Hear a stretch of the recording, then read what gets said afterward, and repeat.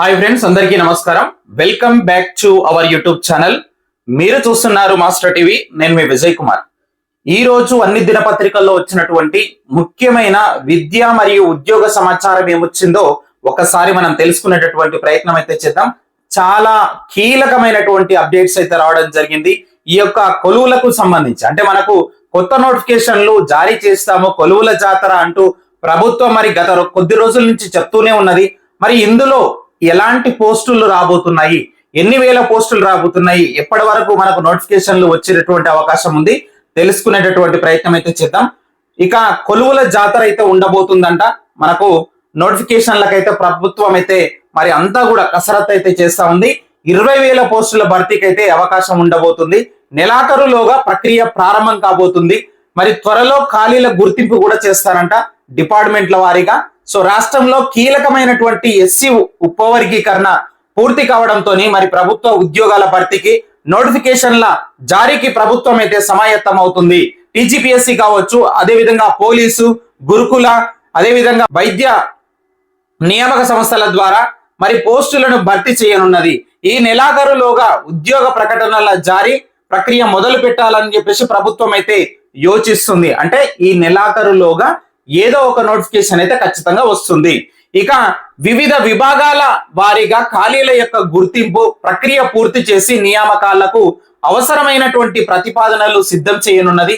దాదాపు 20,000 పోస్టులకు నియామక ప్రకటనలు వెలువడేటటువంటి అవకాశాలు ఉన్నట్లు మరి ప్రభుత్వ వర్గాలైతే అంచనా వేస్తున్నాయి అన్నమాట. మరి నిన్న తెలుసు అమల్లోకి ఎస్సీ వర్గీకరణ కూడా రావడం జరిగింది. అమలు తేదీగా మరి అంబేద్కర్ జయంతి సందర్భంగా 14/4/2025 తేదీని ఖరారు చేయడం జరిగింది అనమాట. అంతకు ముందు ప్రకటనలకు వర్తించదు అంటూ చాలా క్లియర్ గా ఇవ్వడం జరిగింది. ఇక నుంచి రాబోయేటటువంటి నోటిఫికేషన్లకు మాత్రమే ఇది వర్తిస్తుంది. అయితే మనకు రాష్ట్రంలో ప్రభుత్వ ఉద్యోగాల భర్తీకి మరి ఏటా జాబ్ క్యాలెండర్ ప్రకటించాలని చెప్పేసి ప్రభుత్వం నిర్ణయించింది, మీకు అందరికీ తెలుసు.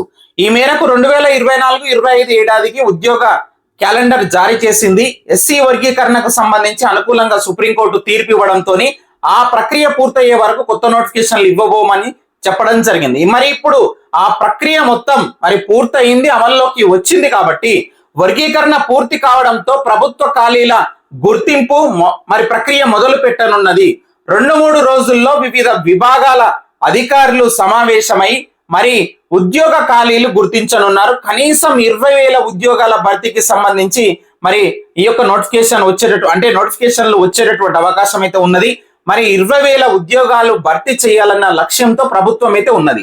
ఆర్టీసీ కావచ్చు, ఇందులో ఇక్కడ చూడండి, ఆర్టీసీ కానీ వైద్య విభాగాల పరిధిలోనే దాదాపు 10,000 పోస్టుల వరకు ఉంటాయని అంచనా. వైద్య ఆరోగ్య శాఖలో ల్యాబ్ అసిస్టెంట్, ల్యాబ్ టెక్నీషియన్లు, స్టాఫ్ నర్సులు కానీ ఫార్మాసిస్టులు కలిపి దాదాపు 5,000 ఖాళీలు ఉన్నాయి. అదేవిధంగా ఇంజనీరింగ్ విభాగాల్లోనూ 2-3,000 వరకు ఖాళీలు ఉన్నట్లు సమాచారం. కొన్ని పోస్టుల భర్తీకి ప్రతిపాదనలు మరి కమిషన్ కు చేరినట్లు తెలిసింది. మరో గ్రూప్ 1 ప్రకటన, ఇక్కడ చూడండి, మరో గ్రూప్ 1 ప్రకటన జారీకి పోస్టులను ప్రభుత్వం అయితే గుర్తిస్తుంది. గురుకుల కావచ్చు, అదేవిధంగా ప్రభుత్వ ఉపాధ్యాయ ఖాళీలు భారీగా ఉన్నాయి. ఇక్కడ మీరు గమనించండి, గురుకులాల్లో కూడా భారీగా మరి బ్యాక్లాగ్ ఖాళీలు ఉన్నాయి. అవన్నీ కూడా మళ్ళీ నోటిఫికేషన్ రాబోతుంది. అదే విధంగా గత గురుకుల నియామకాల్లో దాదాపు 2,000 పోస్టులు బ్యాక్లాగ్ గా ఉన్నాయి. మీకు అందరికీ తెలిసిందే 2,000 పోస్టులు.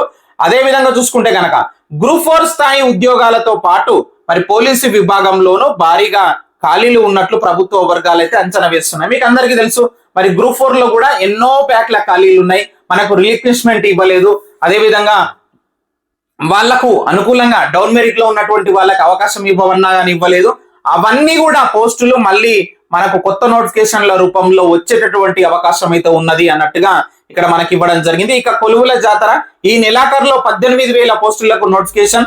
గత 7 నెలలుగా నిలిచిపోయినటువంటి ప్రక్రియ ఎస్సీ వర్గీకరణ చట్టం కోసం ఆపేసినటువంటి రాష్ట్ర ప్రభుత్వం ఇప్పుడు క్లియర్ కావడంతో మరి ఇక జాబ్ క్యాలెండర్ రీషెడ్యూల్ చేయాలని చెప్పేసి నిర్ణయం తీసుకున్నారు. వివిధ ప్రభుత్వ శాఖల్లో వేలల్లో భర్తీ కానున్నటువంటి పోస్టులు మిత్రమా. ఇక మీరు ప్రిపరేషన్ కాకపోతే గనక మరి ఎలా చెప్పండి? ఒకవైపు ఉద్యోగ నోటిఫికేషన్లు ఇచ్చేటందుకు ప్రభుత్వం అయితే మరి సిద్ధం చేస్తుంది అంతా కూడా. మరి ఇలాంటి టైంలో మీరు ప్రిపరేషన్ మొదలు పెట్టండి. ఇక చూసినట్లయితే మనకు ఈ నెలాఖరులోగా 2 నోటిఫికేషన్లు వస్తాయి అన్నట్టుగా ఇక్కడైతే ఇవ్వడం జరిగింది. అది మనకు అంగన్వాడీ సంబంధించి కావచ్చు, అదే విధంగా హెల్త్ డిపార్ట్మెంట్ లో 4,000కు పైగా మరి పోస్టులకు నోటిఫికేషన్ కూడా ఈ నెలాఖరులో వచ్చేటటువంటి అవకాశం అయితే ఉన్నది. అదే విధంగా ఆర్టీసీలో 3,000 పోస్టులకు పైగా భర్తీకి ప్రభుత్వ అనుమతి ఇచ్చినట్లు కూడా మరి ఆర్టీసీ ఎండి సజ్జనార్ కూడా వెల్లడించడం అయితే జరిగిందనమాట. ఇక చూసినట్లయితే గ్రూప్ 2 సర్వీసెస్ కు సంబంధించి నోటిఫికేషన్స్ ఇవ్వాల్సి ఉంది. గ్రూప్ 3 నోటిఫికేషన్ కి మరి కూడా జూలైలో మరి రావాల్సి ఉన్నది. సో ఫిబ్రవరిలో ఫారెస్ట్ బీట్ ఆఫీసర్ కి సంబంధించి వీటన్నింటి గురించి కూడా మనకు నోటిఫికేషన్స్ రావాల్సి ఉన్నాయి అనమాట. గురుకుల ఉద్యోగాలు కానీ, సింగరేణి కాలేజెస్ కానీ, అదే విధంగా ఇంజనీరింగ్ పోస్టుల నోటిఫికేషన్లు కూడా నిలిచిపోయాయి. వీటన్నింటిపైన ప్రభుత్వం మరోసారి రివ్యూ చేసి జాబ్ క్యాలెండర్ ను రీషెడ్యూల్ చేయనున్నది. ఎస్సీ వర్గీకరణ ప్రకారం రోస్టర్ ఫిక్స్ చేసి మరి నోటిఫికేషన్లు ఇవ్వనున్నది అన్నట్టుగా వెలుగు పేపర్లో కూడా ఇవ్వడం జరిగింది. రైట్, మరొక ముఖ్యమైనటువంటి అప్డేట్ టెట్ కు సంబంధించి మిత్రులారా, ఈ రోజు టెట్ ఆన్లైన్ అప్లికేషన్ ప్రారంభం కాబోతుంది. సో మీరు టెట్ అప్లికేషన్ ఫిల్అప్ చేసేటప్పుడు చాలా జాగ్రత్తగా ఎలాంటి తప్పులు పోకుండా ఫిల్అప్ చేయండి.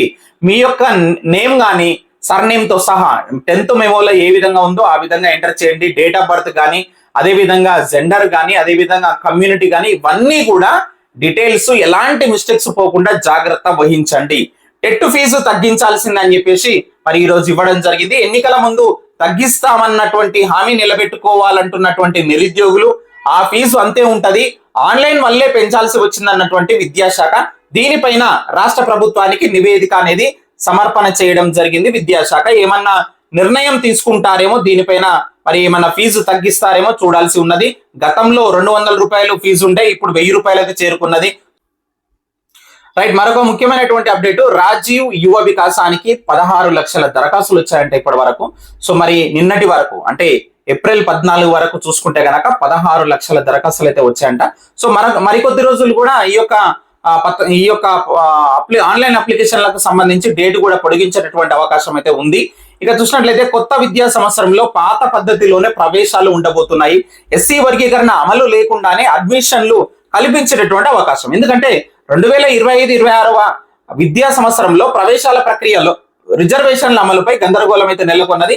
ఇప్పటికే మనకు ఎంసెట్ కానీ తర్వాత అనేక ప్రవేశ పరీక్షల యొక్క నోటిఫికేషన్లు ఇచ్చారు కాబట్టి సో పాత పద్ధతిలోనే ఇవన్నీ ప్రవేశాలు కల్పించేటటువంటి అవకాశం ఉంది అన్నట్టుగా మరి ఇక్కడైతే ఇవ్వడం జరిగింది. మిత్రమా, ఎస్సీ వర్గీకరణ అమలు అనేది చారిత్రాత్మకం. ఇక ప్రభుత్వ ఉద్యోగాలను భర్తీ చేస్తాం. ఉత్తర్వుల తొలి కాపీని మరి సీఎం రేవంత్ రెడ్డికి అందించాం. కాంగ్రెస్ సామాజిక న్యాయానికి కట్టుబడి మరి వర్గీకరణ పూర్తి చేసిందని చెప్పేసి ఉత్తమ్ కుమార్ రెడ్డి సార్ కూడా చెప్పడం జరిగింది. మొత్తానికైతే ఉద్యోగాలను భర్తీ చేస్తాము, నోటిఫికేషన్లు ఇస్తామని చెప్పేసి ప్రభుత్వం పదే చెప్తుంది. కాబట్టి మీరు కూడా ఒకసారి మరి నమ్మి ఖచ్చితంగా ప్రిపేర్ అవ్వండి.